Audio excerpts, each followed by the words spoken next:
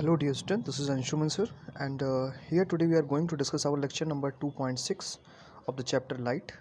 Dear students, in the previous class we already discussed about the reflection, what is the meaning of reflection, and there we told to you that the bouncing back of light is known as the reflection.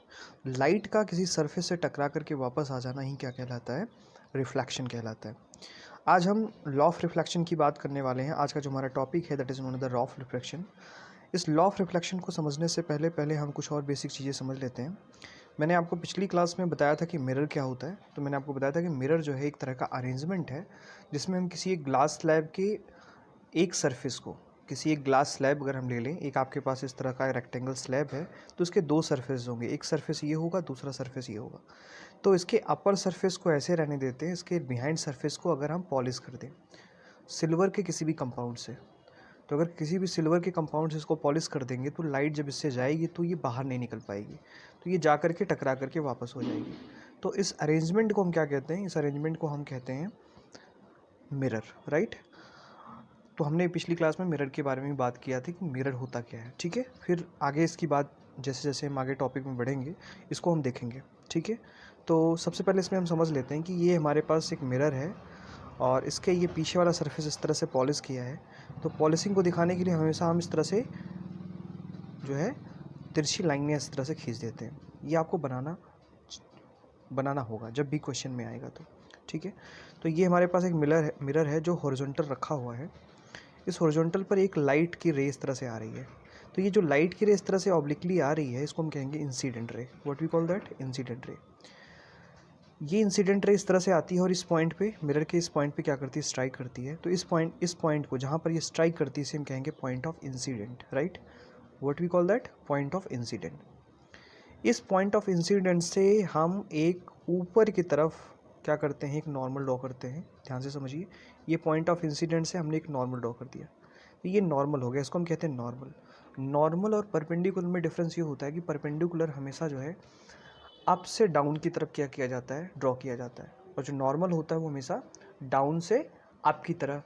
आप याद करिए कि जब आप thrust की बात कर रहे थे, है ना, आप क्लास 9th में याद करिए, जब आप थ्रस्ट की बात कर रहे थे तो वहाँ पे आप कहते थे कि नॉर्मल फोर्स लग रहा है. तो जब भी किसी भी ऑब्जेक्ट को आप किसी लिक्विड में डुबोते हैं तो ऊपर की तरफ फोर्स लगता है ना. तो जब भी एक नॉर्मल फोर्स काम करता है किसी सरफेस पे तो उसे हम क्या कहते हैं? आप थ्रस्ट कहते हैं. और जब परपेंडिकुलर लगता है तो उसे हम प्रेशर कहते हैं. ठीक है, तो ये बेसिक डिफरेंस था प्रेशर और थ्रस्ट में. तो वहाँ पे बातें आपके समझ में आई होंगी. यहाँ पे देखते हैं तो ये जो नॉर्मल आपका है और ये जो इंसिडेंट रे है, इसके बीच में जो हम इसके बीच में हम एंगल को ड्रॉ करते हैं तो ये एंगल कहलाता है आई. इसे हम कहते हैं एंगल ऑफ इंसिडेंस. क्या कहते हैं इसे हम? Angle of incidence. हम देखते हैं कि लाइट टकराने के बाद बाउंस बैक होती है, इस तरह से वापस जाती है. तो जो ये लाइट वापस जा रही है इसे हम कहेंगे reflected ray. What we call that? Reflected ray. अब ये जो रिफ्लेक्टेड रे है जो नॉर्मल के साथ जो एंगल बनाएगी इसे हम आर से रिप्रेजेंट करेंगे और इसे हम कहेंगे एंगल ऑफ रिफ्रैक्शन, राइट. तो हमारे पास 3 टर्म आ गए. पहला हमारे पास इंसिडेंट रे, दूसरा हमारे पास रिफ्लेक्टेड रे, तीसरा हमारे पास आ गया नॉर्मल. जब भी हम एंगल को मेज़र करेंगे तो नॉर्मल के साथ मेज़र करेंगे. तो इंसिडेंट रे और नॉर्मल के साथ जो एंगल बनता है उसे हम कहते हैं इंसिडेंट एंगल, इंसिडेंस एंगल. और नॉर्मल और रिफ्लेक्टेड रे के बीच में जो एंगल बनता है इसे हम कहते हैं रिफ्लेक्टेड एंगल और angle of reflection, right. I hope ये बात आपके समझ में आ गई होगी. तो अगर आपको इतनी बात समझ में आ गई तो आगे की बात आपको आराम से समझ में आ जाएगी. ठीक है, तो ये बहुत बेसिक चीज़ है, इसको आपको आना चाहिए. अब इसी के बेसिस पे हम क्या करते हैं? लॉ ऑफ रिफ्लेक्शन को डिफाइन करते हैं. तो हमने देखा, हमने बहुत सारे एक्सपेरिमेंट किए, कई सारे एक्सपेरिमेंट बार बार परफॉर्म किए. हमने एक बार अलग अलग मीडियम में हमने इसको परफॉर्म किया, अलग अलग सरफेस पे हमने इसको परफॉर्म किया. तो हम देखते हैं कि कुछ रूल ये क्या करता है? सर्टेनली फॉलो करता है. तो बेसिकली इट इज़ अप्लीकेबल. जो लॉ ऑफ रिफ्लेक्शन है ये प्लेन रिफ्लेक्टिंग सरफेस के लिए, रफ रिफ्लेक्टिंग सरफेस के लिए, स्फेरिकल रिफ्लेक्टिंग सरफेस के लिए, ये किसी भी तरह के रिफ्लेक्टिंग सरफेस के लिए क्या है? अप्लीकेबल है. आप घरों में देखते हैं कि आपके पास जो स्टील के बर्तन होते हैं वो भी, उसमें भी आपका जो है एक फिगर दिखता रहता है ना. तो वहाँ पर भी रिफ्लेक्शन हो रहा है. तो बेसिकली जितने भी हमारे पास रिफ्लेक्टिंग बॉडीज़ होती हैं, basically all the bodies are the reflecting except the transparent and translucent medium. मैंने आपको बताया था कि ट्रांसपेरेंट मीडियम को भी हम देख सकते हैं क्योंकि कुछ ना कुछ लाइट रिफ्लेक्ट हो जाती है. ठीक है, तो रिफ्लेक्शन हो रहा है. तो रिफ्लेक्शन अगर हो रहा है तभी हमें चीज़ें दिख रही हैं. तो एक सीधा सा तरीका आप समझ सकते हैं कि अगर हमें कोई चीज़ दिख रही है इसका मतलब रिफ्लेक्शन हो रहा है. ठीक है, तो ये चीज़ हो गई. अब ये हमारे लिए इम्पॉर्टेंट ये है कि रिफ्लेक्शन जो है वो बहुत ही इम्पॉर्टेंट होता है किसी चीज़ को देखने में। अगर रिफ्लेक्शन ना हो तो हम किसी चीज़ को देख नहीं पाएंगे। जैसे हमारे और किसी ऑब्जेक्ट के बीच में एयर होती है, तो एयर को हम नहीं देख पाते। क्यों? क्योंकि एयर के मॉलिक्यूल्स लाइट को रिफ्लेक्ट नहीं कर पाते। नहीं, तो ये चीज़ आप थोड़ा सा समझते रहिए। अब इसी के बेसिस पे हम इसको ऑब्जर्व करते हैं और इसी के बेसिस पे दो रूल हम पढ़ते हैं जिसे हम कहते हैं लॉ ऑफ रिफ्लेक्शन। तो बेसिकली दो रूल हैं जिसको हम लॉ ऑफ रिफ्लेक्शन कहते हैं। उसमें सबसे पहला रूल जो है, फर्स्ट लॉ ऑफ रिफ्लेक्शन, ये कहता है कि जो इंसिडेंट रे होगी और नॉर्मल के साथ जो एंगल बनाएगी उसे हम कहेंगे इंसिडेंट एंगल, और नॉर्मल और रिफ्लेक्टेड रे के बीच का जो एंगल होगा उसे हम कहेंगे एंगल ऑफ रिफ्लेक्शन। राइट, ये वाला। ठीक है, तो फर्स्ट लॉ ये स्टेट करता है कि जो एंगल ऑफ इंसिडेंट होगा वो एंगल ऑफ रिफ्लेक्शन के क्या होगा, बराबर होगा। तो जब भी कोई रिफ्लेक्शन हो रहा है तो ये कंडीशन तो सेटिस्फाई होनी ही होनी है कि एंगल ऑफ आई जो होगा वो एंगल ऑफ आर के बराबर होगा। राइट, आई होप ये बात आपको समझ में आ गई होगी।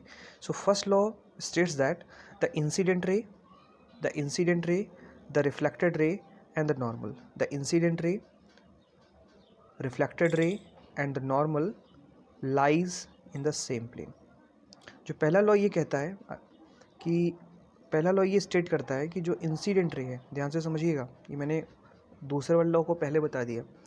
जो इंसिडेंट रे है, जो नॉर्मल है, नॉर्मल जो है, और जो रिफ्लेक्टेड रे है, ये तीनों एक ही प्लेन में लाई कर रही हैं। आप देखिए मैं इस बोर्ड पे इन तीनों को एक ही प्लेन में ड्रॉ कर पा रहा हूँ। ठीक है, तो जब भी रिफ्लेक्शन होगा तो हमेशा वो प्लेन में होगा। ऐसा नहीं होगा कि जैसे मान लीजिए कोई ऑब्जेक्ट है ये और लाइट ऐसे आई, इस टकरा करके इसको ऐसे जाना चाहिए था, लेकिन अब ऐसे ना जा करके ये ऐसे जा रही है, ऐसा नहीं होगा।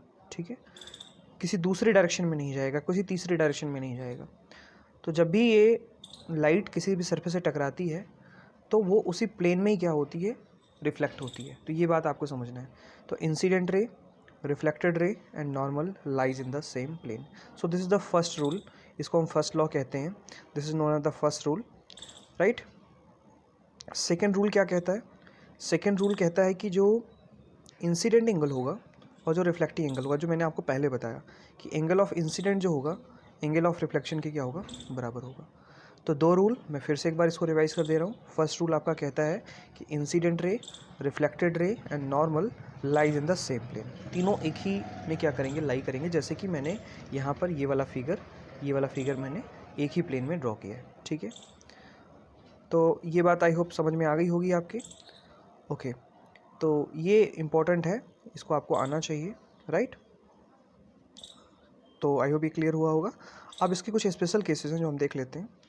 तो सबसे पहला स्पेशल केस ये है कि अगर मान लीजिए ये आपके पास है, इस तरह से कोई मिरर है और लाइट 90 एंगल बनाते हुए आ रही है, नॉर्मल पर आ रही है। तो आप जानते हो कि नॉर्मल पे जब आएगी तो नॉर्मल के साथ कितना एंगल बनाएगी, 0 एंगल बनाएगी। तो लाइट उतने ही एंगल के साथ क्या हो जाएगी, वापस हो जाएगी। राइट, तो अगर कोई लाइट सीधी जा रही है तो वो टकरा करके सीधी वापस भी आएगी। ठीक है, तो इसी को हमने पहले रूल में जगह दी है। और इस केस में एंगल ऑफ आई और एंगल ऑफ आर जो होगा वो क्या होगा, 0 होगा। अब इसमें ध्यान देने वाली बात ये है कि जो एंगल हम ले रहे हैं वो किसके साथ ले रहे हैं, नॉर्मल के साथ ले रहे हैं। तो अगर इंसिडेंट बिल्कुल से 90 एंगल के साथ किसी सरफेस पे गिर रही है तो 90 के साथ वापस भी हो जाएगी, उसमें कोई भी डेविएशन नहीं होगा। क्योंकि 90 के साथ आएगी तो नॉर्मल के साथ कितना एंगल बना रही है, 0 एंगल बना रही है। ठीक है, इस चीज़ को समझते रहिए। तो इसी को मैंने यहाँ पे स्पेशल केस में नोट किया है। When the ray of light which is incident normally or perpendicularly on the mirror reflect back along the same path, because angle of incident is equal to the angle of reflection, that is angle of phi is equal to angle of r is equal to 0 degree. अब ये 0 degree क्यों, क्योंकि normal के साथ कितना angle बना रही है, 0 बना रही है। दूसरा जो है कि ये जो लॉ ऑफ रिफ्लेक्शन है ये सभी तरह की बॉडीज़ के लिए, spherical mirror, plane mirror, right, तो इन सब के लिए क्या है, एप्लीकेबल है। Right, so dear student, I hope ये थ्योरम्स आपके समझ में आए होंगे। तो एक बार फिर से मैं आपको रिवाइज़ कर दे रहा हूँ। सबसे इंपॉर्टेंट ये है कि आपको ये फिगर समझ में आना चाहिए कि इंसिडेंट रे का क्या मतलब है, रिफ्लेक्टेड रे का क्या मतलब है और नॉर्मल का क्या मतलब है। फर्स्ट लॉ ऑफ रिफ्लेक्शन ये कहता है कि incident ray, reflected ray and normal lies in the same plane. तीनों क्या होंगे, एक ही प्लेन में लाई करेंगे।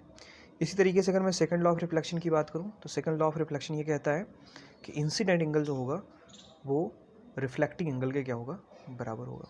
राइट, तो ये बेसिक दो रूल आपको समझ में आने चाहिए। इसी के बेसिस पे आगे की स्टडी हम करने वाले हैं। ठीक है, तो डियर स्टूडेंट, आज के लेक्चर में इतना ही। आई होप ये दो जो इम्पोर्टेंट आज मैंने आपको बताया प्रिंसिपल्स, ये आपको याद होंगे।